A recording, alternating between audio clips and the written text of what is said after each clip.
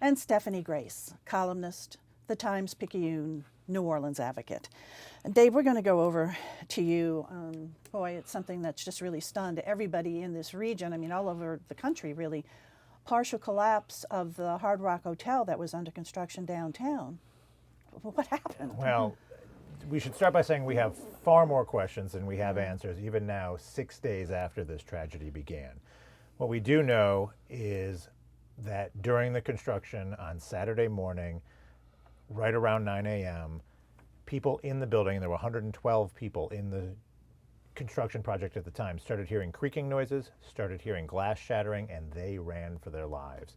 Thank God most of them got out in time. 3 people apparently did not. And we know that the building started pancaking one floor after another on the upper sections of that construction project. And immediately we knew one person was confirmed dead. They later were able to visually confirm a second death.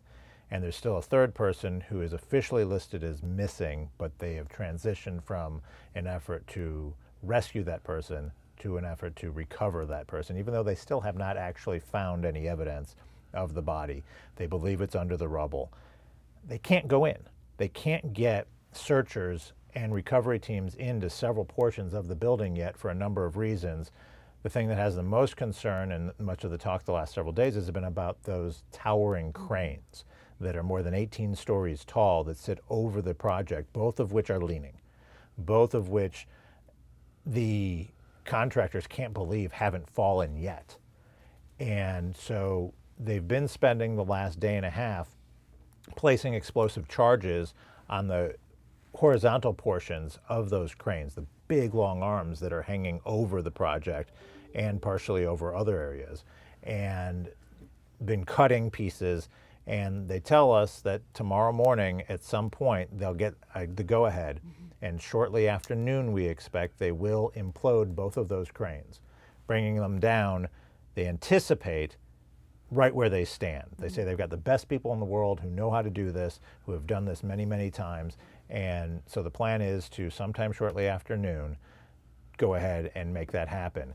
Once they get those cranes down, they feel a little better about the safety of the area surrounding the building. You know, the biggest fear is that one of those cranes falls and goes through the Sanger Theater, for example, or falls across Canal Street, or falls in the middle of that building and brings down the whole thing, which then has a reverberant effect. So they want to get those cranes down, then they want to get those bodies out, then they want to look at, okay, where do we go next with stabilizing what's left, what can be saved, if anything, and investigating what happened. Well, I wonder, okay. Go ahead. No, go ahead. I Lance. just wonder if, and we've all had conversations with people we know about this. As many, even, you know what I do for a living, I've had as many conversations about the Hard Rock Cafe as I've had about the governor's race with people. I wonder if, on the subject of how much can be salvaged, anybody who's going to go to that site to build something is not going to want to salvage anything. They're going to want to take it down to the dirt for lots of reasons: safety, certainty, and liability going forward. I would think. I can't imagine anybody would say, "Well, we'll salvage the first 2 floors." And who would want to come build on that? Much of the And who talk wanna that we're stay if hearing. It's a hotel. Yeah, I mean, Exactly. And that's a lot of question now. And both economically speaking, in terms of liability and so many other, there's a lot of people questioning now, will anything ever end up on that site at this point? Will Hard Rock want to be involved in the project beyond this? Will, based on the lawsuits and the allegations, and we have so many allegations now that some have been filed in the form of lawsuits, some have come up through investigative reporting, and some, it seems everybody on social media now is a engineer and a construction expert. So we're hearing all kinds of allegations of what may or may not have led to the collapse. But still, there's been no evidence gathered whatsoever. And that's another question. Because it's in litigation now, because lawsuits have already been filed, and there will be more, there are going to be efforts to preserve that evidence. Well, there have to be. So the question becomes, how much can they do at that site? And is it anytime stable? soon? Once the cranes are gone, how stable is what's left of the building? There's a whole wall that the fire chief keeps talking about that's unsupported at this point. On the Rampart side. On the Rampart side that they want to take down. That may be litigated, though, on whether or not they can take And that it's down. such a busy intersection. I mean, you just see the video of when it came down, and you imagine if it had been a different time of day, if people had been going into the Sanger or rush hour, people in gridlock. And there's Imagine they'd had the Sanger full of people going to see Wicked. Right. to see Wicked, right? And A couple hours later. a couple hours later, they're lining up to go in, or they're coming out when this thing comes The down. side It's door, just- You right can there. imagine, and there's underground infrastructure too. And you know, streetcar, all of there are it. experts that have been involved in the Mara building in Oklahoma City after 9/11, but this is kind of unique because it's right there on the edge of a pretty dense area called the French Quarter. And we can't find where there's ever been a major implosion demolition done in the French Quarter itself. And the city officials are concerned about a gas line that runs under there. There's electrical that runs under there. So those are things they're all having to take into account just to take down these cranes, let alone to take down the rest of the building. But Clancy, I think you're right. I think before it's over, it's most likely that there's nothing left on that site, that they're going to have to, at some point, completely remove the entire project and start from scratch. And then at that point, you're going to have new developers, you're going to have new projects, you're going to questions about whether the city is going to permit something there. It was very difficult to get this project green lighted. Right. That was a very political controversial. struggle because it's a huge building in the French Quarter. Right. E, did you have something? Yep. But one theory you hear a good bit is about the swimming pool. And I know from talking to you that you have your own thoughts about that. Well, obviously, there's so much speculation. We know that there was a massive swimming pool lifted by one of those cranes to the upper levels of the structure hours before it collapsed. And many wonder, okay, well, did the weight of that pool cause the collapse? Others say, though, wait a minute, the pool's still sitting there. They had to go in and put a drain in the pool in anticipation of rain so it wouldn't increase the weight on that to cause further collapse. Now, there's been engineering debate on placing a pool on one side. Could that affect the other side? There's so many questions that we've heard in the reporting about were there structural supports placed Right. in the right locations and were they close enough? We've all heard those. About Was there rebar that was supposed to be in the concrete that was removed from the project? Were there corners cut? There's that video, But- there's a very dramatic video from a worker basically saying before it fell that there aren't enough structures. And- Which the and that's contractor, alarming. which the contractor has said, well, we're not so sure about this video that it's actually of this location. But there are alarming things that people have seen in pictures and video. We have talked to a number of structural engineers who say that many of the allegations are very concerning, that there are reasons to take them very seriously and to be worried that maybe that did contribute.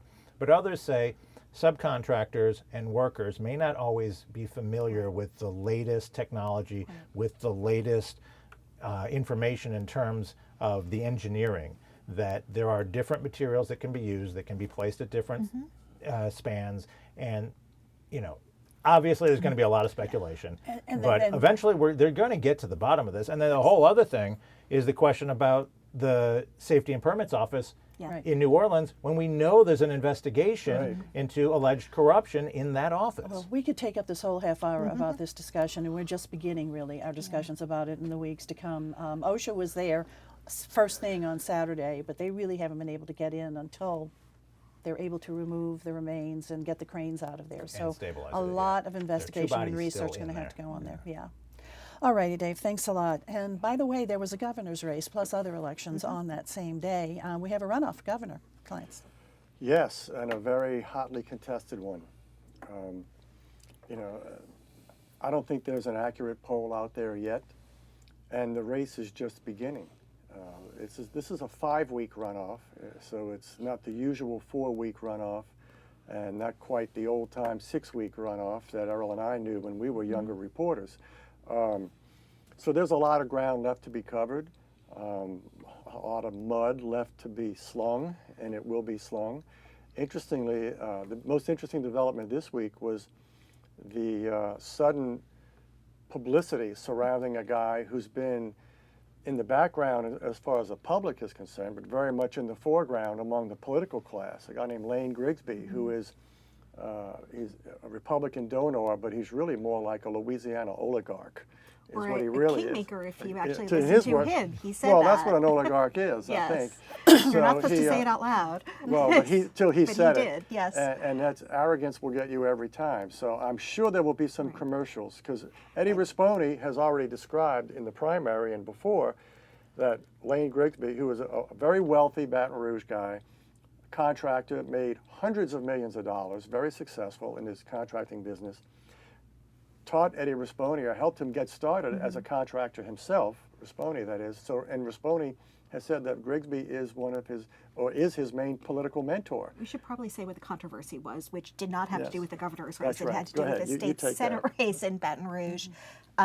We almost had a very strange situation where there was going to be a three-way runoff because two candidates tied, two Republican candidates, both sitting state reps in an open Senate district against a Democrat. Tied for second. Tied for second. So that means plurality. You don't need a majority to win. That would have been very unusual and probably would have favored the Democrat. Lane Grigsby, who lives in that district, Republican, wanted to make sure that didn't happen. So he went to one of the candidates. And he didn't go to him, he went to the incumbent, so kind of tried to send a message that said, if you get out, I'll support you for a future judge race. And then he said he did that in public, and that's what blew up. And that's what the John Bel Edwards camp really seized on and said, oh, by the way, he's Eddie Risponi's mentor, basically. Yeah, and Grigsby called the incumbent Senator Dan Claytor, who was supporting the candidate Franklin Foyle is his name. Franklin Foyle, a state rep, and that's the candidate that Grigsby wanted to get out. Yeah. And so the question became a lot of questions. One of them was, well, was that an offer of a bribe because it's something of value to get out? And there's a state law right on point, except that the offer technically wasn't delivered because Claytor said, this doesn't pass the smell test. Right. So he didn't deliver the message. And then But let's get back to the governor. quickly, the end of that story So- is there was a recount and Foyle won by one vote, Okay. so he's in the runoff. So it's he made the offer too soon. But But it's the going to be page a you're big making is issue. that Grigsby is going to be something you want to be hearing I about. expect to see Grigsby Yes. to be portrayed as some sort of dark Svengali Yep. type figure, And he's a pulling the figure strings that's of Eddie Risponi if Eddie Risponi wins. very active in the school reform movement. He supported a lot of Bessie candidates. He was active. There was a PAC that did negative ads against Desiree Charbonnet in the mayoral race with Leslie Jacobs. He was active in that. I mean, he's everywhere. Grigsby spends a lot of money. Now, the bigger picture is, Yes. what do we really know about Eddie Risponi? We know a lot about John Bel Edwards. He's had 8 years in the He has an legislature. R next to his name. That could be enough. And Edwards had 4 Drives a years as truck a and he governor. likes President Trump. A lot. Not necessarily in that order. And so, but I think it's going to be up to Edwards to make people sort of shock people, as it were, to say, hey, what do you really know Or about this to guy? scare Think long them, and hard. really. I Yes, think he has to get, exactly. especially when you look at, Orleans underperformed for him. That's where he has a lot of votes, the whole New Orleans area. One thing John Bel Edwards did is he said, Eddie Risponi might go after Medicaid. Remember that. Now Eddie Risponi wants to keep Medicaid expansion, but he wants to freeze it. So that's something that could kind of scare people maybe to the voting booth. He's working on that. He's an incumbent and he got 47%. So that is a problem. He's a Democrat who got 47%. The Republicans got 52% total. So that's a problem. But on the other hand, 47 is pretty close to 50. So he's got to get some votes. There are probably some votes for him in Ralph Abraham's district, the third candidate who didn't make the runoff, who's a congressman from North Louisiana. Maybe some of those votes aren't automatically Republican votes. A lot probably are. Did Orleans turn out for him No. to the number that The they expected? statewide turnout was about 45.6%. The turnout in Orleans was 38%. Does that fall on the mayor? The mayor was in Copenhagen. Copenhagen, You know what? The yes. mayor, that's a very good question. The mayor owes the governor. She may not think she owes the governor, but if she thinks that she got the fair share plan through the legislature herself, she needs to look at the results on Amendment 4. She did her affordable housing tour around the state, which in that amendment needed to pass statewide and in Orleans.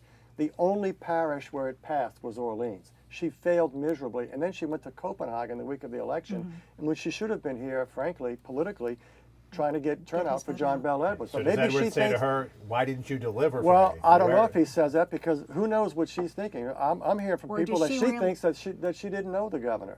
Well, wait till she meets Governor Risponi. Right. Doesn't she thinks want a that- Democrat Well, you would in think the so. government? Who knows? And the other thing is, the day of the runoff, she's got a bunch of stuff that she wants on the ballot. So Mm-hmm. she better be here.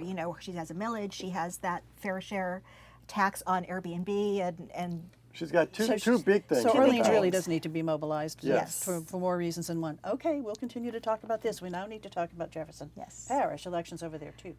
Yeah, in Jefferson Parish, there was the sheriff's race and there was a parish president's race among others. But in those two races, the results were almost the same. The winner had like in the 60 percentile, the runner-up had like in the 30 percentile, and there was a third person that had like in the 6 percentile. And so it was the same type of pattern. But Cynthia Lee showing one for parish president. The feeling was during the campaign was that she was the front runner. Some of the polls were showing, and if you talk to the politicians, they'd say that. I think it might have been a bigger vote than people had anticipated. But it's it was a major change. In the council at large race, Scott Walker won against Mr. Johnston, who had been a former councilman in Harahan and the former mayor of Harahan. And Paul Johnson had a whole machine yeah, behind and him. the Walker council- had almost no money. Yeah. Right. Now Jefferson Parish has two members on the council who are former TV Right. people. Right. With Jennifer Van Vranken, who used to be with and Channel then 8, and Helena Scott Moreno Walker, in the New who's Orleans a- City Council, so three who's in the an area. anchor on Channel 6.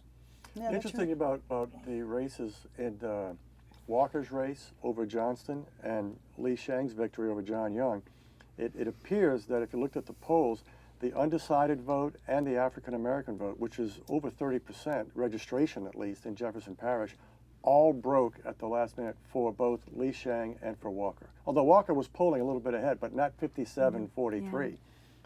So that's a And there was some significant break. speculation that Lee Shang wouldn't do well with the black vote because of some long-held resentment from Well, Harry Lee and all Well, it's that. not so much that. It's that Yeah. both Lee Shang and Young were both Republicans, Republicans, and there yeah. was another person in the race who was an independent, which is closer to Democrat than Republican. Yeah. But at the end of the day, the African American mean- vote broke for Lee Shang. You really have to look at her and say she's a rising star with that vote total. She beat a Yeah. former parish president by, what, 20 Yeah, points? yeah, it's a Yeah. real strong showing. Yeah. Also, there's sheriff's race.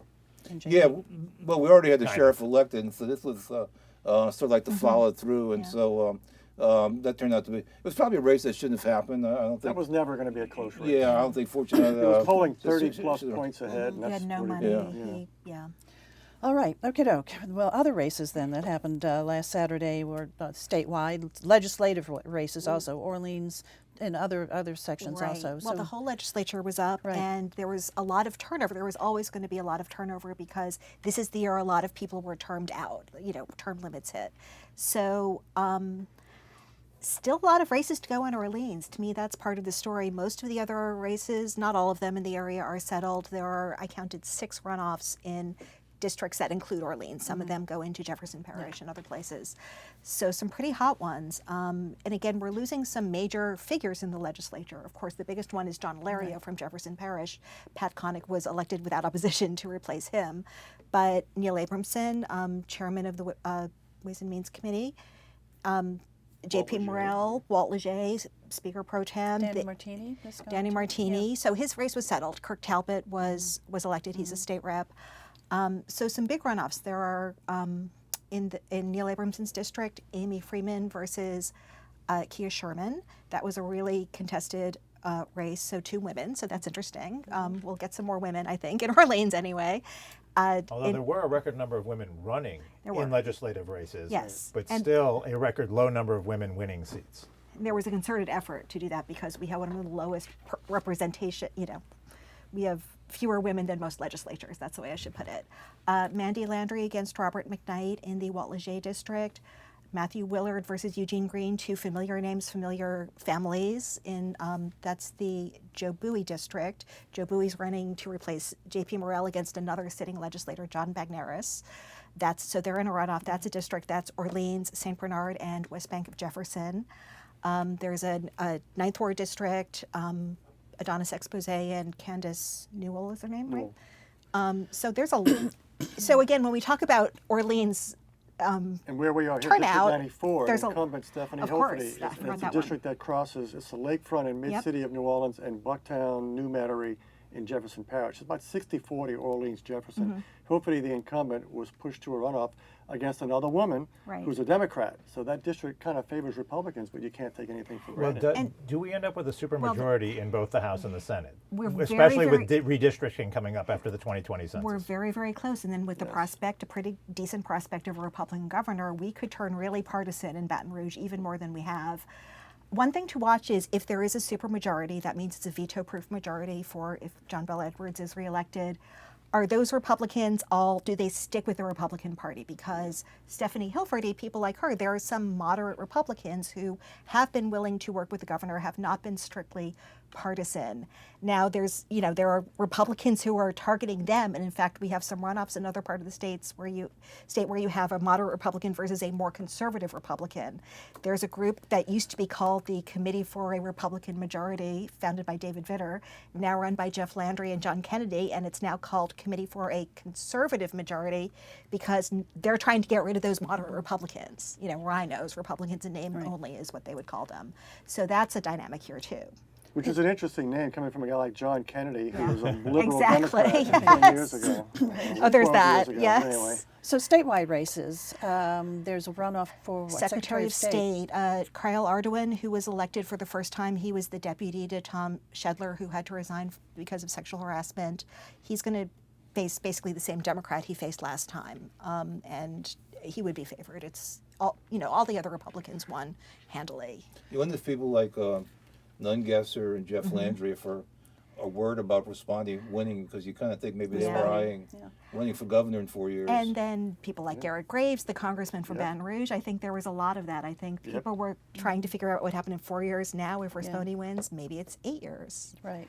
Supreme Court also, there was a race. Can you address that? Yeah, the runoff there that's first of all, the district is significant portions of the North Shore, all of St. Tammany, all of Washington, all of Tangipahoa, and all of St. Helena Parish, and all of I believe all, or just about all of the East Bank of Jefferson Parish, a little bit of the West Bank of Jefferson, and kind of sort of Stephanie Hilferty's Orleans portion district, the lakefront, maybe part of Mid-City a little bit. Not a big part of the district is in Orleans, but certainly Lakeview Lakefront is part of that district.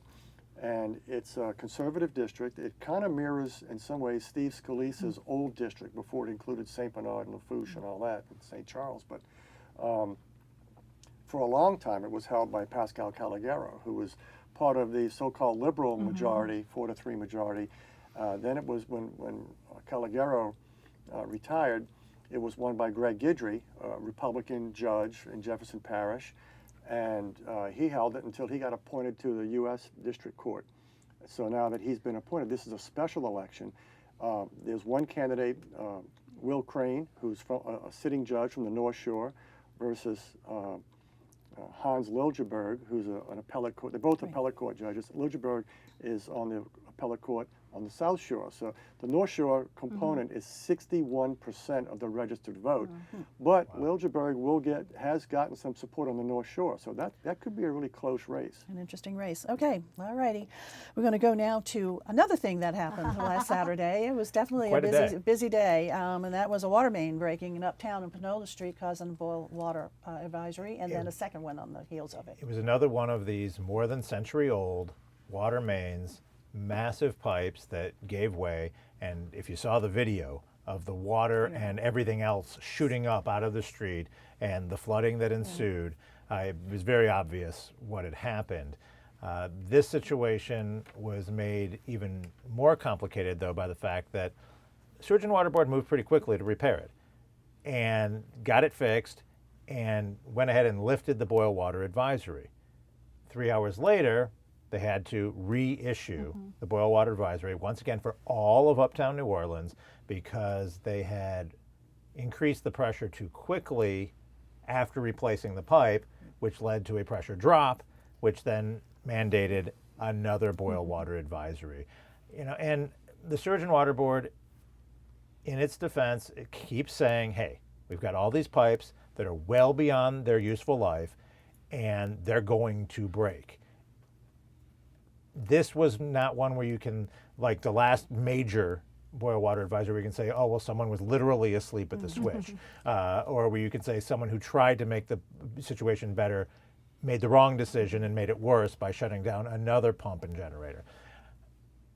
It's a city with old pipes, and it goes back to the argument that you're going to at some point need billions of dollars to replace the aging infrastructure. This was a more than 100-year-old pipe that burst, and boy, when it burst, it did. It just threw off chunks of Was big it like a chunks of 3-foot mud. main or something? 3 It foot? was a major one, yeah. 36 cents, yeah. And the video of the flood it caused, it was like a river flowing down that street. Yeah, and to some extent, I think people are so frustrated and so upset by this that maybe that helps the effort to generate more revenue for infrastructure.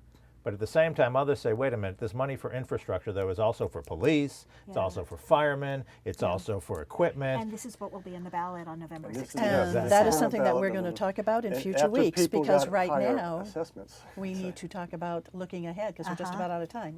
Well, brace yourself. It's about to happen with sports. They got a lot of excitement with football. Tuesday night, the Pelicans open up for real the regular season, and they're opening up against the defending champions, the Toronto Raptors. But it's going to be a big season, even though Zion Williams is out the first few games with an injury. That is just a heartbreak, isn't So it? next week we'll have Zion Williams and Drew Brees both sitting out injured. All right. What's up with you, can I see? Well, I think we will see an announcement on the debate. If there's going to be a governor's debate, it will be announced very soon. Maybe hopefully a series of them, and lots of attack ads. Well, Edwards has already He's accepted a agreed. debate, right? But we're waiting on. Well, the ads have started already. You started Yes. seeing them coming right away, and they're not too nice. They're going to get worse. They- Well, I'll go back to the sports angle. You had doom and gloom. Let's talk about the good news, the fact that LSU, we're talking about all these things that happened Saturday. LSU beat Florida on Saturday and become the #2 ranked team in the nation. The college football championship is in New Orleans this year. So could we again have LSU, which is now ranked #2, of course Alabama's won, could we again have LSU playing for a national championship in the Superdome? Wouldn't that be great? That would be really exciting. Against Alabama.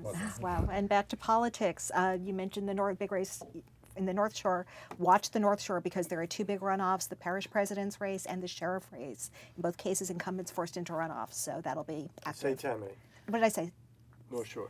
St. Tammany. Thank you. Okay. Okay. And LSU did get accolade this week. At least the fans did, for drinking the most beer. Or something. Yes, they just this year started selling beer and wine stadium-wide, and they sold 55,000 servings of beer, which outnumbered all the servings of water and soda Oh my at goodness. the Florida game. Yeah, A new real record. champs at that. All right. Thanks a lot, guys, for being here. Thank you all for joining us. See you again next week for Informed Sources. Have a good evening.